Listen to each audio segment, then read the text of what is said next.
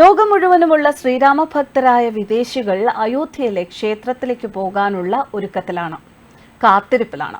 ഇപ്പോൾ ഫ്രാൻസിലെ ഇസ്കോണിൽ നിന്നും അയോധ്യയിൽ പോകാൻ ആഗ്രഹിക്കുന്ന വിദേശികളുടെ വിവരങ്ങൾ പുറത്തുവരികയാണ്. ഇസ്കോണിന്റെ ലോകം മുഴുവനുമുള്ള വിദേശികളായ സന്യാസിമാരും ബ്രഹ്മചാരിമാരും ഗൃഹസ്ഥരുമെല്ലാം അയോധ്യയിൽ രാംലല്ലയെ കാണാൻ പോവാൻ ആഗ്രഹിക്കുന്നു. വലിയ ആഘോഷങ്ങളാണ് അവർ പ്രാണപ്രതിഷ്ഠയോടനുബന്ധിച്ച് നടത്തിയത്. ഇസ്കോൺ ഫ്രീ ആയി ആയിരക്കണക്കിന് പേർക്ക് ഭക്ഷണം വിതരണം ചെയ്തു. അയോധ്യയിൽ ഇസ്കോണിന്റെ കീഴിൽ ലോകത്ത് പല ഭാഗത്തും ശ്രീരാമക്ഷേത്രങ്ങളുണ്ട്.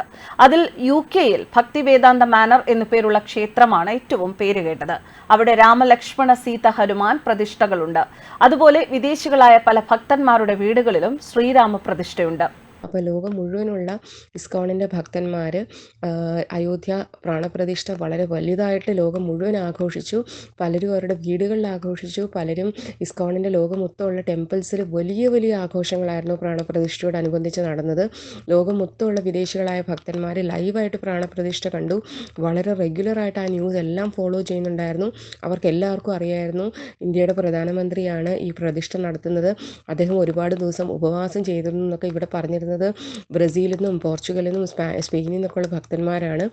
ഇന്ത്യൻസ് എത്രത്തോളം ആകാംക്ഷയോടെയാണ് ഇത് കാത്തിരുന്നത്, അത്രത്തോളം ആകാംക്ഷയോടെയാണ് വിദേശികളായ ശ്രീരാമ ഭക്തന്മാർ പ്രാണപ്രതിഷ്ഠ കാത്തിരുന്നതും അതിനെ വരവേറ്റ് അത് വളരെ റെഗുലറായിട്ട് ന്യൂസ് ഫോളോ ചെയ്ത് ലൈവായിട്ട് അതിൻ്റെ മുഴുവൻ ചടങ്ങും കണ്ടതും എല്ലാം. അപ്പം അവരുടെ അതിനകത്ത് പലർക്കും അവരുടെ വീടുകളിൽ ഭഗവാന്റെ വിഗ്രഹങ്ങളും സീത ലക്ഷ്മണൻ ഹനുമാൻ വിഗ്രഹങ്ങൾ അവരുടെ കയ്യിലുണ്ട്.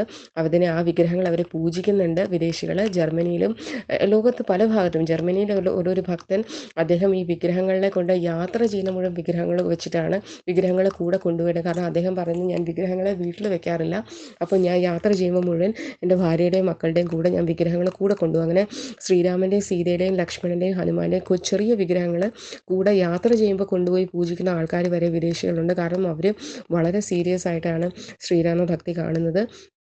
അപ്പോൾ ലോകം മുഴുവനുള്ള ഭക്തന്മാർ അയോധ്യയിലേക്ക് പോകാനായിട്ട് കാത്തിരിക്കുകയാണ്. അപ്പോൾ അതിനകത്ത് ചമ്പകലത എന്ന പേരുള്ള ന്യൂ ഗോലോക എന്ന് പറയുന്ന USA നോർത്ത് കാരോലിനയിലുള്ള ക്ഷേത്രത്തിലെ ഭരതനാട്യം പഠിപ്പിക്കുന്ന ഒരു അമേരിക്കൻ ഭക്ത അവർ പറയുന്നത്, എൻ്റെ ജീവിതത്തിൽ എനിക്ക് എന്താ പറയുക, ശ്രീരാമൻ്റെ പ്രാണപ്രതിഷ്ഠ കാണാനുള്ള ഒരു വലിയൊരു അത്ഭുതകരമായൊരു എനിക്ക് സൗഭാഗ്യം എനിക്കുണ്ടായി, അതിനേക്കാൾ വലിയ ഭാഗ്യം എനിക്ക് കിട്ടാനില്ല എന്നുള്ള രീതിയിൽ അവർ സംസാരിക്കുന്നൊരു വീഡിയോ ഉണ്ട്. പിന്നെ ഒരു ഫ്രഞ്ച് ബ്രഹ്മചാരി ക്രിസ്റ്റഫർ എന്ന് പേരുള്ള വെള്ള ഉടുപ്പിട്ട ഫ്രഞ്ച് ബ്രഹ്മചാരി അദ്ദേഹം പറയുന്നത്, എനിക്ക് അയോധ്യയിൽ പോകണം, ശ്രീരാമനെ കാണണം. ബ്ലാക്ക് ഉടുപ്പിട്ട എന്താ പറയുക വിഷ്ണു എന്ന പേരുള്ള 19 വയസ്സുള്ള പോർച്ചുഗീസുകാരൻ ബ്രഹ്മചാരി, അദ്ദേഹത്തിൻ്റെ അമ്മയും അച്ഛനും ശ്രീരാമ ഭക്തരാണ്. അതുകൊണ്ട് തന്നെ വിഷ്ണു എന്നാണ് അദ്ദേഹത്തിന് പേരിട്ടത്. വീട്ടിൽ വിളിക്കുന്ന പേര് ഹരി എന്നാണ്. അപ്പം വിഷ്ണു പറയുന്നത്, എനിക്ക് എൻ്റെ അച്ഛൻ്റെ കൂടെ അയോധ്യയിൽ പോയി രാമക്ഷേത്രം കാണണം എന്നാണ്. കാരണം അമ്മയ്ക്ക് ജോലിയുടെ ചില തിരക്കുകളുള്ളതുകൊണ്ട് അച്ഛനും മകനും കൂടെ എത്രയും പെട്ടെന്ന് അയോധ്യയിൽ പോകാനായിട്ട് പ്ലാൻ ചെയ്യുകയാണ്. അതുപോലെ തന്നെ റെഡ് ജാക്കറ്റ് ഇട്ട അവർ അമ്പലത്തിൽ മാല കെട്ടുന്ന സ്ത്രീയാണ്. അവർ പറയുന്നത് ഫ്രഞ്ച് സ്ത്രീയാണ്. അവർ പറയുന്നത്, എനിക്ക് ശ്രീരാമൻ്റെ മഹിമകളാണ് അവർ വർണ്ണിക്കുന്നത്. ഭഗവാൻ ശ്രീകൃഷ്ണൻ തന്നെയാണ്, ശ്രീകൃഷ്ണനും ശ്രീരാമനും വ്യത്യാസമില്ല, ഒരേ ആൾ തന്നെയാണ്. അപ്പം ശ്രീരാമനെ കാണാൻ അവർക്ക് അയോധ്യയിൽ പോകണം, അതവരുടെ സ്വപ്നമാണ്. അവർ പല പ്രാവശ്യം ഇന്ത്യയിൽ വന്നിട്ടുണ്ട്, പല ക്ഷേത്രങ്ങളും സന്ദർശിച്ചിട്ടുണ്ട്. അപ്പം ഈ വിദേശികളായ ഭക്തന്മാർ ഇസ്കോണിൽ നിന്ന് പല ഭാഗത്തുനിന്നും, ലോകത്തിൻ്റെ പല ഭാഗത്തുനിന്നും, ഇസ്കോണിൻ്റെ പല അമ്പലങ്ങളിൽ നിന്നും അവർ ഇന്ത്യ റെഗുലറായിട്ട് സന്ദർശിക്കുന്ന ആൾക്കാരുണ്ട്. എന്നും വളരെ വളരെ വളരെ എന്താ പറയുക റെഗുലറായിട്ട് അവരെല്ലാ വർഷവും ഒരുപക്ഷെ ഒരു പ്രാവശ്യം 2 പ്രാവശ്യമൊക്കെ ഇന്ത്യ സന്ദർശിക്കുന്ന ആൾക്കാരുണ്ട്. അവർ സാധാരണ പോകുന്നത് വൃന്ദാവനം, കാശി, മധുര, അങ്ങനെയുള്ള ദ്വാരക, ജഗന്നാഥപുരി ഇങ്ങനെയുള്ള ക്ഷേത്രങ്ങളിലാണ്. കേരളത്തിൽ അവർ പലരും ശ്രീ പത്മനാഭസ്വാമി ക്ഷേത്രത്തിൽ സന്ദർശനം നടത്താറുണ്ട്.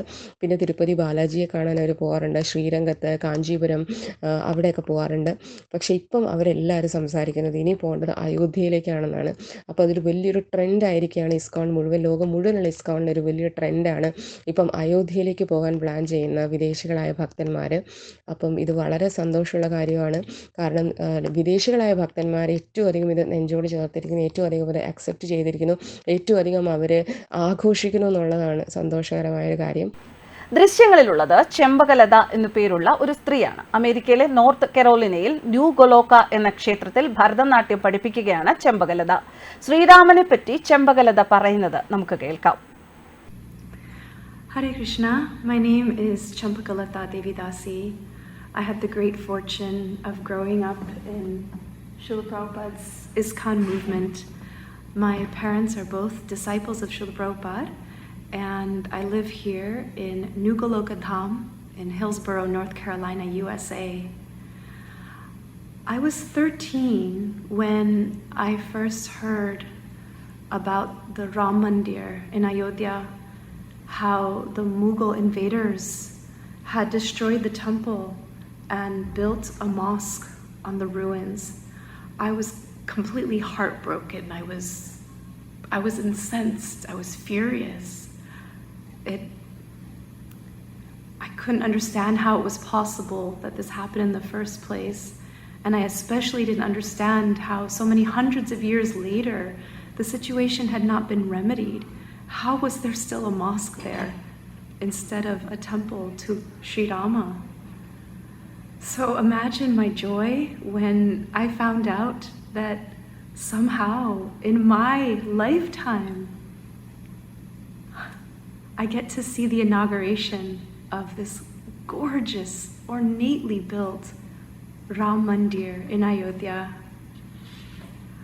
I am a Bharatanatyam dance teacher here in the USA, and my students and I were very fortunate to be able to offer some dance items in honor of this glorious inauguration.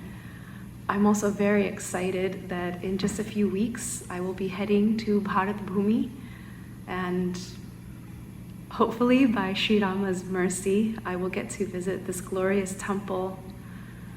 My heartfelt gratitude to the hundreds of thousands, millions of Ram Bhaktas who sacrificed their lives and struggled so hard for centuries to try to reestablish this temple.